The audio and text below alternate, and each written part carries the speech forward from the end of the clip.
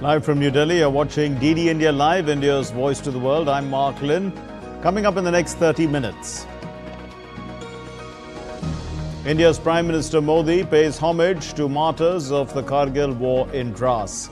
Says that Pakistan has not learnt the lessons of history and that India will crush terrorism with all its force. The presumptive Democratic Party nominee Kamala Harris gets the backing of the former President Obama. Her campaign picks up momentum.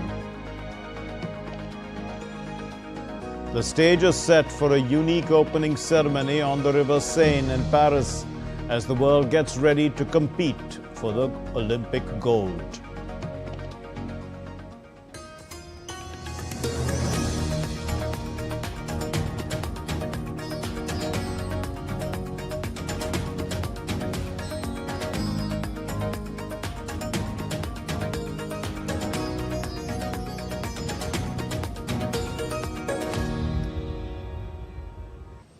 India observes the 25th anniversary of the Kargil Vijay Divas. Prime Minister Narendra Modi on Friday paid homage to the Kargil war martyrs. The Prime Minister laid a floral wreath at the Dras War Memorial to pay tributes to the officers and soldiers of the armed forces who made the supreme sacrifice in the service of the nation. Prime Minister also witnessed the first blast of the Shinkun La Tunnel project in Ladakh virtually. The Shinkun La Tunnel project consists of a 4.1 kilometer long twin tube tunnel, which will be constructed at an altitude of around 15,800 feet on the Nimmu Padon Dharcha road to provide all-weather connectivity to Leh. Once completed, it will be the highest tunnel in the world. Shinkun La Tunnel will not only ensure swift and efficient movement of India's armed forces and equipment, but also foster economic and social development in Ladakh. The Shinkun La Tunnel in the Union Territory of Ladakh in the Himalayas would be ready in 4 years' time. The Prime Minister of India, Narendra Modi, virtually carried out the first blast in Kargil. This all-weather tunnel has a strategic importance as well. DD India correspondent spoke exclusively to the Director General of the Border Roads Organization on the project. The tunnel is 4.1 kilometers long. I would like to take just a minute about that. It connects the Himachal Pradesh that is the Lahaul Spiti Valley. It connects it to the Zanskar Valley. Between that, we have a mountain range where there is one pass which is Shinkun La. The connectivity which we have established between Nimmu, Padam and Dharcha, which we were able to establish in March this year, it will not be an all-weather connectivity. So therefore, the requirement of a tunnel. And like I said, we expect to be able to complete this in 4 years' time. On the occasion of the 25th anniversary of the Kargil Vijay Divas, Prime Minister Narendra Modi paid floral tributes to the brave hearts who made the supreme sacrifice in the line of duty. During his speech as well at the Kargil War Memorial in Dras, Prime Minister Modi warned Pakistan. He stated that the Indian soldiers will crush terrorism with full force and that the enemy will receive a befitting reply. He sent this clear warning to Pakistan not to resort to nefarious designs to foment violence in India. India's Prime Minister Narendra Modi from Kargil warned the neighboring country Pakistan that its evil intentions would never succeed in India. He asserted that Indian soldiers would defeat Pakistan's strategy of fomenting terrorism and infiltrating borders. Pakistan ने अतीत में जितने भी दुष्प्रयास किए उसे मुंह की खानी पड़ी है, लेकिन पाकिस्तान ने अपने इतिहास से कुछ नहीं सीखा है। वो आतंकवाद के सहारे, प्रॉक्सी वॉर के सहारे अपने आप को प्रासंगिक बनाए रखने का प्रयास कर रहा है। लेकिन आज जब मैं उस जगह से बोल रहा हूं जहां आतंक के आकाओं को मेरी आवाज सीधे सुनाई पड़ रही है। मैं आतंकवाद के इन सरपरस्तों को कहना चाहता हूं कि उनके नापाक मंसूबे कभी कामयाब नहीं होंगे। Prime Minister Modi also said that India is undergoing major reforms in all sectors, including its defense forces. He said that indigenous equipments are being given to the armed forces to reduce the dependence on any other country. Prime Minister Narendra Modi on this occasion also clarified doubts raised by the opposition parties about the Agnipath scheme. He said that the scheme aimed to smoothen the process of taking young people into the army at an early age. The scheme is not at all related to escaping a pension. Agnipath का लक्ष्य सेनाओं को युवा बनाना है। अग्निपथ का लक्ष्य सेनाओं को युद्ध के लिए निरंतर योग्य बनाए रखना है। दुर्भाग्य से राष्ट्रीय सुरक्षा से जुड़े इतने संवेदनशील विषय को कुछ लोगों ने राजनीति का विषय बना दिया है। Prime Minister Narendra Modi cautioned the opposition parties not to politicize the country's defense issues. He said the Kargil victory was a victory of the nation and not of any political party. Akhilesh Suman's report for DD India. Well, the country is celebrating the silver jubilee of the Kargil Vijay Divas, and during the coverage of this war, Doordarshan not only stood in the line of fire, they also covered the war, but also demolished Pakistan's propaganda by presenting the Indian side of the story strongly with evidence to support it. And they did so to the world. Here's our report. When we look back at the Kargil operation after 25 years, we can easily see that the conflict was first of all a reflection of the highest standards of the Indian Army, especially in a mountain warfare. The Kargil operation had once again proved that Indian soldiers can rise to any occasion against all odds. In June 1999, this operation also showed how Pakistan's psychological offensives had failed in the face of Indian Army's quick and daring counterattacks in what turned out to be an interdiction warfare instead of a regular all-out maneuver war. When Pakistan carried out a simultaneous media campaign about its so-called advantage from the mountain heights, Doordarshan News filed the first exclusive visual dispatches from the direct line of enemy fire and exposed Pakistani maneuvers to the world. Doordarshan News was the first to show features like the Tiger Hill, Peak of Tololing and Point 5410 along with trajectories of artillery fire from across enemy lines. When the operation started, so the world press got to know about it, everybody got to know about it, and the Pakistani launched a psychological offensive like it happened in 1962. And so the nation was under some kind of a pressure, the political establishment ought to be under pressure then, and that is the kind of advantage that the Pakistanis thought they would get away with. We started filming in the direct line of enemy fire. So what came out of that? What came out of that was that it was proved visually with television evidence that it was interdiction warfare. It was not maneuver warfare. Actually, to reach Tiger Hill, the peak of Tiger Hill, one would have to cross so many hills, hills, and then the peak. So we explained why, despite the advantage of aerial dominance, we would physically, the Indian Army would have to, the infantry, with artillery support, with air support, would have to physically go up and capture the peak and hoist the tricolor. And that's when the all-round military ability of the Indian soldier counts. This also brought the first televised evidence that the Indian forces were actually inching forward in what had to be time-consuming interdiction operation to save human lives in Kargil sector. Bureau Report, DD India. India's External Affairs Minister Dr. S. Jaishankar participated in the ASEAN-India Foreign Ministers meeting in Vientiane in Laos on Friday.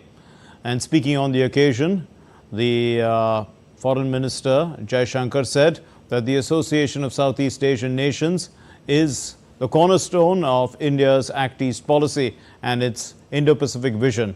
He said that the political, economic and security cooperation with ASEAN is India's top priority. The priority that India attaches to ASEAN and AS platforms is evident from Prime Minister Modi visiting Jakarta last year on the very eve of our own G20 summit. He had announced a 12-point plan that has been largely acted upon.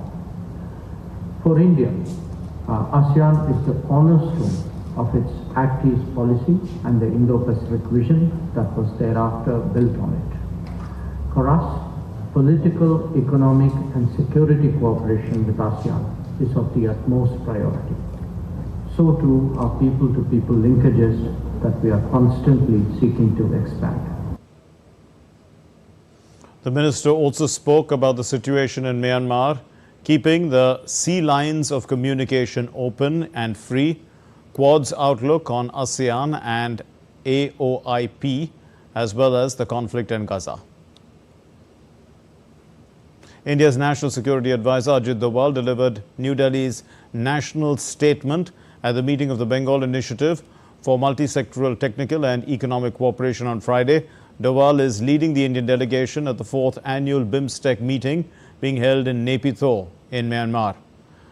He spoke on strengthening cooperation in counterterrorism, combating drug trafficking, arms smuggling, as well as organized crime.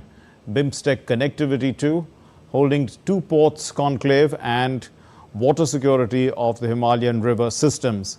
Doval met with the Myanmar NSA Admiral Mo Ong on Thursday and BIMSTEC security chiefs, fostering bilateral ties with the counterpart. The World Heritage Committee has announced the inclusion of Moidams, the mound burial system of the Ahom dynasty in Assam and India. This is as the 43rd World Heritage Site from India. Moidams is the first cultural heritage site and the 3rd overall from the Northeast to be inscribed on the World Heritage List. The other 2 are Kaziranga and Manas, which were inscribed under the Natural Heritage category. The Minister of Culture and Tourism held a press briefing. Let's listen to what he said. आज ये जो site हमारी inscribe हुई है, ये पूर्वोत्तर भारत के लिए निश्चित रूप से एक बड़ी सफलता और आसाम के लिए भी एक बहुत बड़ा दिन है। इस साइट के विश्व धरोहर सूची में सम्मिलित होने से न केवल आसाम में, यदि मैं कहूँ पूरे भारत भर में आने वाले समय में आने वाले पर्यटकों की संख्या में, उन स्थानों को देखने जाने वाले पर्यटकों की संख्या में निश्चित ही जो है एक बहुत बड़ा उछाल आने की अपेक्षा हम सब लोग करते हैं। On the sidelines of the 46th session of the World Heritage Committee meeting that's taking place in New Delhi, India and the United States have signed a significant bilateral agreement. This is to prevent the illegal trafficking of cultural properties. The agreement will help both the countries to combat the trafficking of cultural artifacts and also help in the repatriation of important artifacts of India from the United States. This agreement was signed by the Secretary in the Ministry of Culture, Govind Mohan, for India, and the US Ambassador to India, Eric Garcetti, on the US side. Let's take a look now at other stories from India.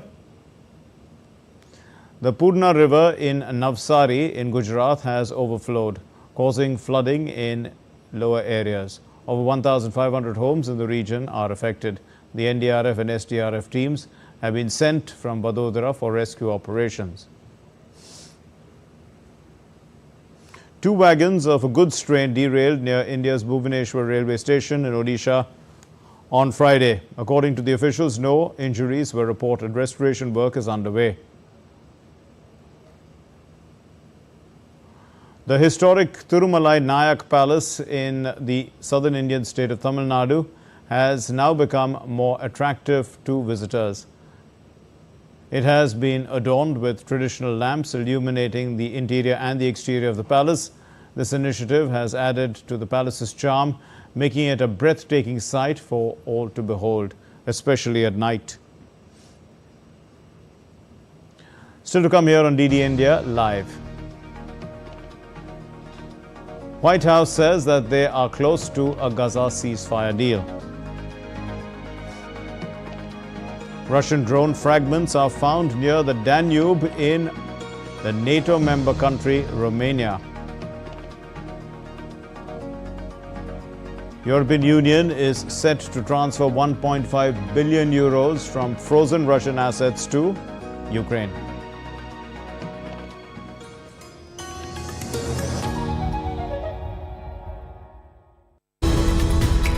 We just don't bring you the news as it unfolds. We get to the heart of the matter. We don't just present facts, we demystify complex social, political and economic events. We break stories that shape the world's present and future because you deserve the truth. I am Tanvi Taneja from New Delhi. I'm Ollie Barrett from London. I'm Nick Harper from Washington, D.C. Join us on DD India Global Monday to Friday at these times.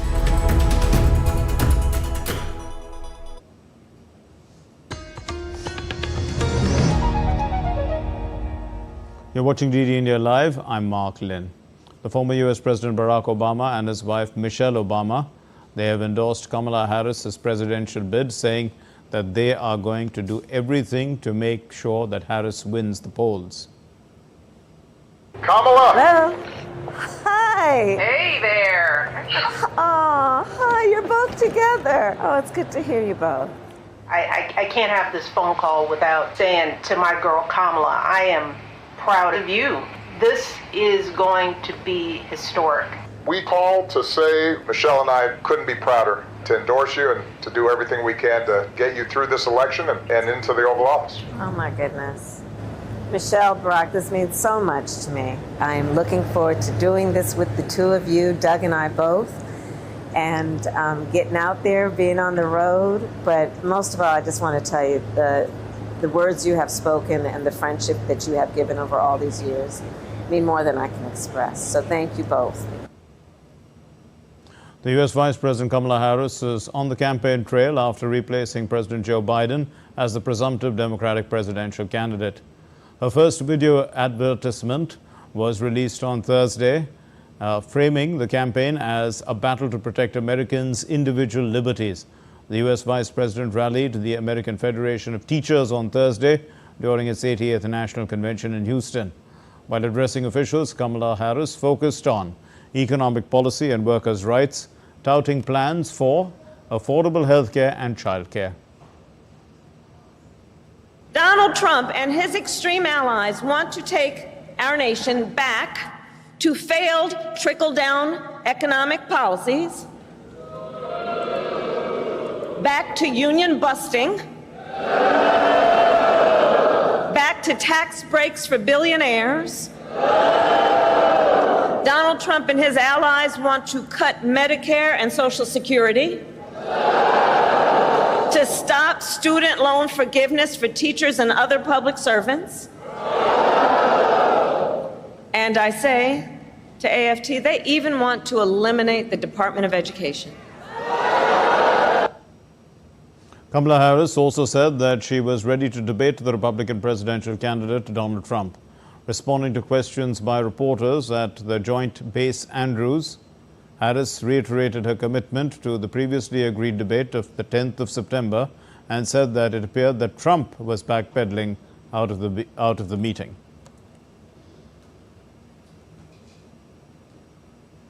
The Israeli Prime Minister Benjamin Netanyahu met with relatives of hostages held by Hamas. At the meeting, following his address to the U.S. Congress, Netanyahu said that the families of the hostages, he's praying, yearning to see their loved ones brought home. During his trip to Washington, D.C., he was joined by the U.S. House of Representatives Speaker Mike Johnson. The White House has said that they are close to a Gaza ceasefire deal.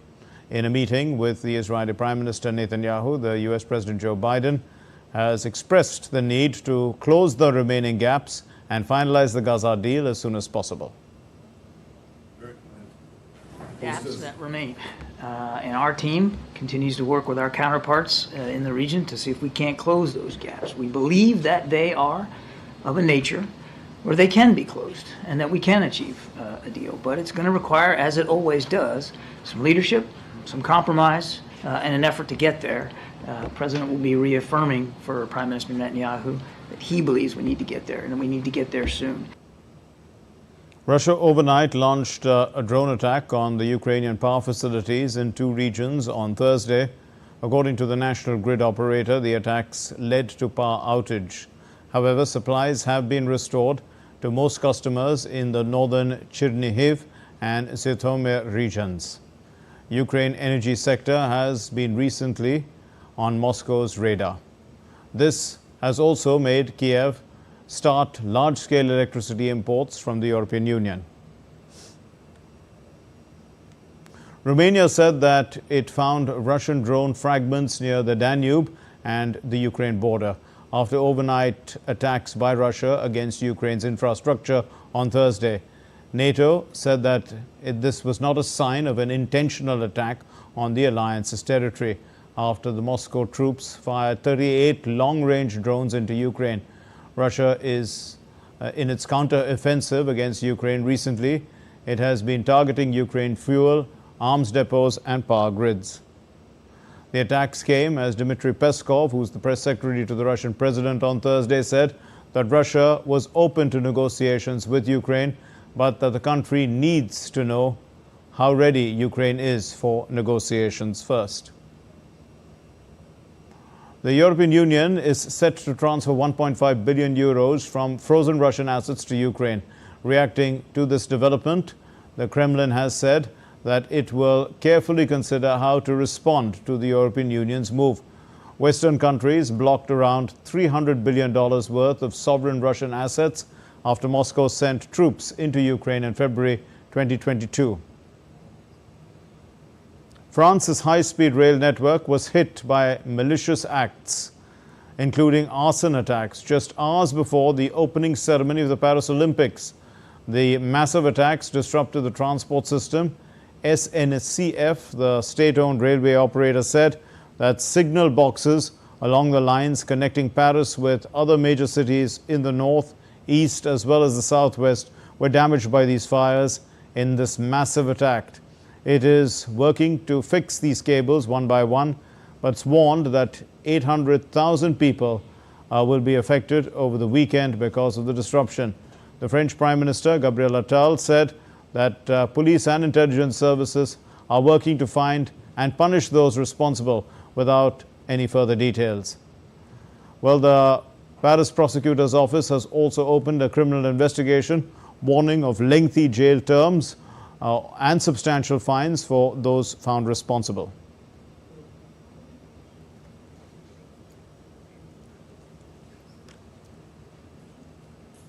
The Paris 2024 Olympics will be groundbreaking. Events will be held within 3 zones in Paris, and the opening ceremony will take place on the River Seine. The athletes will parade on boats equipped with cameras for an up-close view. PV Sindhu is going to be the flag bearer for the Indian contingent at the opening ceremony, alongside the ace tennis player, table tennis player Achanta Sharat Kamal.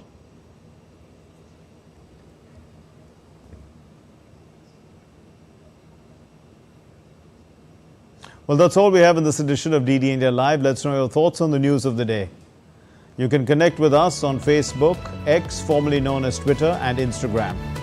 We'll be back with more news as it breaks here on DD India. I'm Mark Lynn. From all of us here in Delhi, thank you very much for watching DD India Live. Namaskar.